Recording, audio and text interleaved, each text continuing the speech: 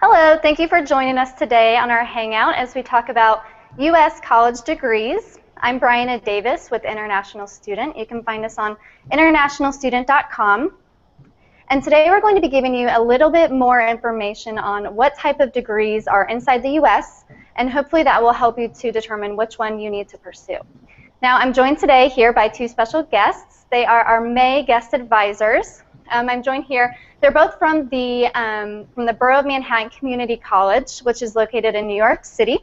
I have Jamie Batches, and I have Matthew Pipert, and they both are here. They're going to give you some great information. But don't worry, if you can't ask your questions today, then you will be able to ask them later on during the month. Like I said, they are our May advisors.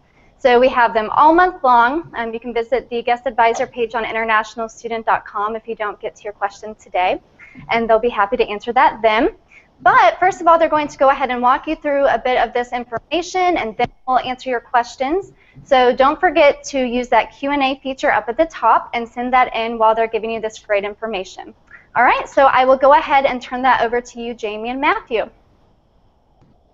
Thank you. All right, well, thank you so much for joining us, everybody, and we're happy to be here. My name is Matthew Piper, and I'm an International Student Specialist here at the MCC. I work in the Office of Student Affairs. Hi, everyone. Welcome to our Hangout, and my name is Jamie Batches, and I'm an International Student Specialist in the Office of International Student Services.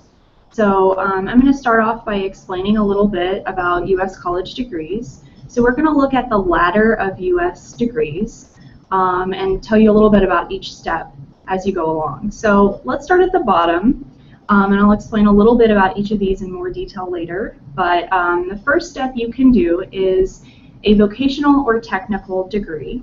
You can also go to a 2-year college for an associate's degree or certificate program, or you can start with a 4-year degree undergraduate program, which is a bachelor's degree. After that, you can go on to the second step, which is a master's degree of study, or you can go to a professional school for a law degree or medicine degree. Now, the third step on this ladder is the doctoral degree of study, or a PhD. And then after that, there's always postdoctoral study and research, or you can go on to work after that. So let's go in a little bit more detail and talk about undergraduate studies. There's 2 types of degrees in undergraduate studies. And the first one is an associate's degree. So an associate's degree is after completing 2 years of full-time study, or the equivalent of that in part-time study. And a bachelor's degree is after you complete 4 or 5 years of full-time study. Now, it's important to note that the time to finish either one of these degrees depends on whether you study full-time or part-time. But as an international student here on an F1 visa, you will be required to study full-time. Okay, so let's talk a little bit about the associate's degree first. We get a lot of questions about what is an associate's degree. So we want to explain the different types of associate's degrees that BNCC offers and other community colleges offer. An Associate of Science degree is an AS, and this is a degree in the STEM field. So that's science, technology, engineering, or math, or career technical education. This type of degree leads to really specific jobs, and it's not as broad as the Associate of Arts degree. That's an AA. So this is pretty much every other degree area in the liberal arts fields or humanities and things like that. And this is a little bit more broad of study, so it can lead to a variety of jobs. So either one of these 2 degrees, the AA or the AS, can give you lead to further study and a higher level of education. Now, the AAS is the Associate of Applied Sciences, and this is a degree it's much more specific and leads you into working right after you finish this degree. For example, it's kind of a vocational training. People like paramedics would get this degree. So that's a little bit about associate's degrees. Now let's talk about bachelor's degrees. The difference between a BA and a BS in bachelor's degrees is that Bachelor of Arts is a BA, and this is kind of like the AA. It studies in liberal arts. It can be social sciences or humanities. and it's similar to the A in that it's kind of broad. Now the BS is a Bachelor of Science, and this is like natural sciences, pure sciences, or technology. And it's, again, like the AS, it's a little more specific. So after the bachelor's degree, which is 4 years, you can go on to graduate degrees. Graduate studies is typically a master's program, and this is a more specialized program of study. So you have different kinds of master's degrees, as you can see. The Master of Arts is more of the liberal arts type of study, like the BA or the AA. Can be English, history, communication, other humanities programs, social sciences, nursing, other degrees like that. And to get this master's degree, usually you would complete courses and pass examinations and potentially do research or a combination of those things. The next level of master's, this is a Master of Science, and this is, again, it's more specific to science or math, like the BS or the AS. It's usually sciences, engineering, and it's for programs that are more specific. And usually for the MS, you're also required to do research and write a thesis paper. Now we also have the Masters of Business Administration, which is focused on business, marketing, fields like that. And then there's the Master of Fine Arts, which is the studies in fine arts. Okay, so the master's degree typically can be 2 or 3 years, but again, it depends on whether you're studying full or part-time. So after the master's degree, you also have postgraduate studies. Postgraduate studies is a doctoral degree or a PhD. And this is designed to train you to study and research, and it's very specific. So it's usually college or university professors who will have a PhD. And it usually shows that you have demonstrated that you can do research and write a much longer paper called a dissertation. We also want to point out that there's a difference in the graduation gowns for all of these degrees. So you can see the bachelor and associate's gown is a little bit different from the master's, and the doctoral even is different from that, and it shows that what you've studied specifically. So that's just a little fun fact. Now we also want to explain to you, after all of these levels, why you should start with an associate's degree as the first step. So you have different options to get your associate's degree. You could do 2 years at a community college and then go on to 2 years at a senior college to get your bachelor's degree. Or you could do 4 years of study at a senior college to get your bachelor's degree. Now, we also have another fun fact, which is that 45% of students in the United States are actually enrolled in community colleges. So it's a great step to start out, and that's actually what Matt and I both did before we went on for our bachelor's degree. So as an international student, you also have the option to participate in what's called optional practical training. And this is a program, a benefit that you get that you can apply for as an international F1 student after you complete a degree of study. So one example that you can do is you can go to community college and then go on for a 4-year degree, a bachelor's in a senior college, and then do the OPT period, which is where you work in a specific, what you've studied, a specific job. Or you can go to a community college and then do 12 months of OPT, get another degree from a senior college, and then do another 12 months of OPT. So this is a great way to get more specific training in the program that you've studied. So we want to give you a case study of what some students have done here at our college, which is they went to BMCC, got their associate's degree, and then they transferred to Baruch College to get their bachelor's degree. And then they decided to go on for OPT, so they worked for 12 months after that. In contrast to that, some students really wanted to use the full OPT benefit, so they went to BMCC for 2 years, finished their associates, and then went on for OPT for 12 months. Then they transferred to the senior college to finish their bachelor's, and then they were able to do OPT again after that. So it's a great experience that you can have if you want to use some of the benefits as an F1 student. Finally, we have some resources that we used when putting together this presentation that might be useful for you. And I hope this was great information for you. Feel free to ask any questions that you would like. Well, thank you, Jamie. And I am going to do my best to answer some of your questions. All right, excellent. Thank you so much, Jamie. That's right. So as I mentioned at the beginning, please feel free to send in any questions that you have. Perhaps you're confused as to which type of degree you need to be going after. This is the perfect time to send in your question, maybe tell a bit about your situation. Maybe you just graduated high school, secondary school. Please send that in and we'll be more than happy to answer those for you. Matthew will be answering your questions for a little bit here, so this is the time to send in those questions. Now we do have 2 questions. Let's go ahead and take a look at those and see what kind of information we can give you. Okay, so we have here, we have a question that says, which college is good in terms of economics? So really what we're talking about today, is going to be the different types of degree level that you're after. And then also we have another question as well. It looks like you are looking for a university that might be good to study marketing, but in postdoctoral. So once again, we're kind of talking more about which level you should be after today. I don't know, Matthew, do you have any type of guidance you might be able to offer on those, though?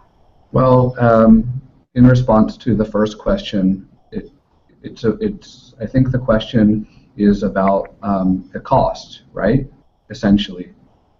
So as Jamie said before, one of the huge benefits of coming to a community college for 2 years is that you're saving potentially tens of thousands of dollars over the course of your college career.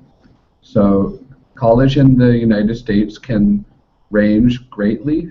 You have public schools like Borough of Manhattan Community College, and you also have private schools. And a lot of our students, for example, instead of going to a private school for all 4 years, which could cost maybe $30,000 to $50,000 per year, they come to community college, for example, BMCC, and significantly reduce the cost of their 4 years of college. BMCC for international students who pay out-of-state tuition rates is going to be a little bit under $10,000 per year. You contrast that to some private schools which could be up to $50,000 per year, and you can see the savings of doing 2 years here. And Brianna, could you please repeat the second question? Maybe I can address that one.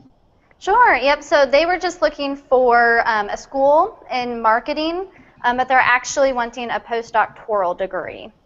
Okay, well, actually, internationalstudent.com is a great resource, and I believe, and correct me if I'm wrong, Brianna, but students who are looking for schools can filter by degree type and also the area of study that they're interested in. Yes. And yep. It's a very easy tool to use, so I really recommend doing that.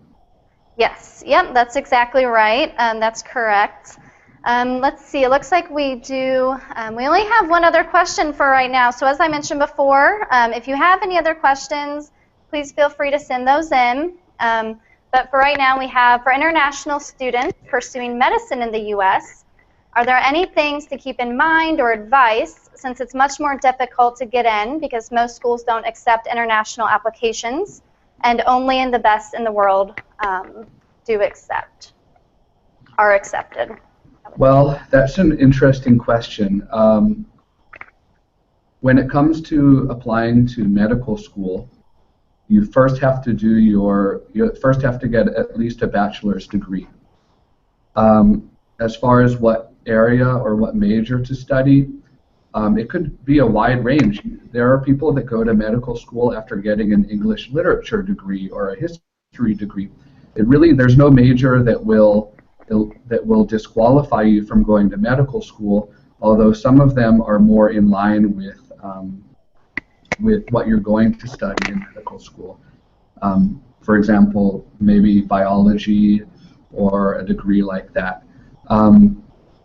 What I've heard, though, from my friends who actually did go on to medical school, and from students who are at BMCC who plan to go to medical school, is that grades are very important regardless of your major. And the other thing that's extremely important is acquiring some kind of experience. That could be an internship. It could be I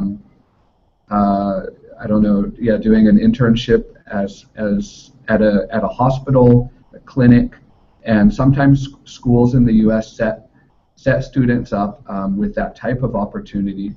And other times students find it on their own. They may volunteer at a hospital for the summer break or the winter break, or give their own time in order to get that experience. But I know that medical schools are very much looking at real-world experience. So any chance to get that, you should do it. All right, excellent. Thank you so much. All right, so we have a question here asking about scholarships. So if you guys, I know a lot of you do have questions about scholarships. School is extremely expensive. So please feel free to go to internationalstudent.com. We have a database full of scholarships, and they are specifically for international students. So there you can search for scholarships, see which ones you're eligible for and apply for those there. Once again, that's on internationalstudent.com under the scholarship database search. So please feel free to go there, and we will answer the next question here. So we have, I'm from Jamaica and I have completed an associate's degree in business studies. How would I go about getting my bachelor degree in business administration? Okay, well, that's a very good question, and I think that what most schools do is when you apply to a senior college, a four-year school, they're going to ask you for your transcripts from your previous college. And if you're admitted, they're going to evaluate those transcripts, and hopefully they're going to be able to give you some credit for the classes that you've already taken. That means that you don't have to start from zero. And actually, leads me to another point. It seems that a lot of international students think that if they have some kind of college degree from their own country, a lot of them seem to think that they have to start from the beginning in the United States, and that's usually not the case. At least if you're studying something similar in the U.S., you should definitely find the program that you're interested in, and then contact that school and see what from your previous education you can apply to that school if you're admitted to that school.